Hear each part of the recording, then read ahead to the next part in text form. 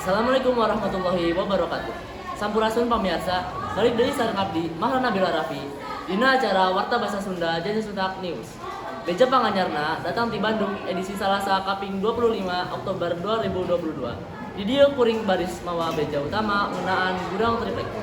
Geus kahuruan Dinas Pemadam Kebakaran dan Penanggulangan Bencana Diskar PB Kota Bandung geus ngiringkeun 22 unit alat pemadam api APAR pikeun ngungkuleun kahuruan anu lumangsung dina gudang triplek.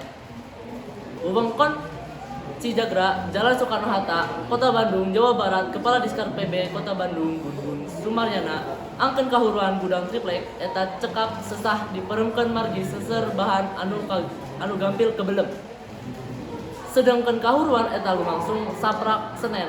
Sagala bahan anu gampang kebelem salian di triplek aya oge lem kardus anu oge nyebabkeun sesah diparengkeun. Saur Gun Sumaryana di lokasi kahuruan Salasa.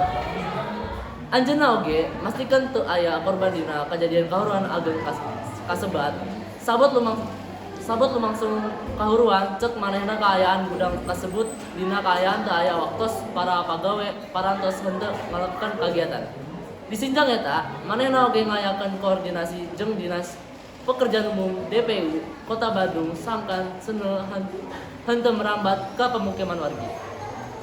Nurutkeun manehna, DPU dipenta pikeun nyebarkeun alat-alat berat pikeun mupus triplek anu ngahalangan jalur pemadaman. Sedangkan gudang anu kebelem eta ngabogaan legana 2000 meter persegi. Pamirsa, acara Warta Sunda Jaja Suntak dina dinten ayeuna dicekapkeun dugi ka dieu mugia janten lenyepaneun kanggo urang sadaya. Ngawakilan redaksi Warta Sunda Jaja Suntak News simkuring pun Mahrana Nabila Raffi seja mundur amit mungkur Sunda Jaya. Wassalamualaikum warahmatullahi wabarakatuh.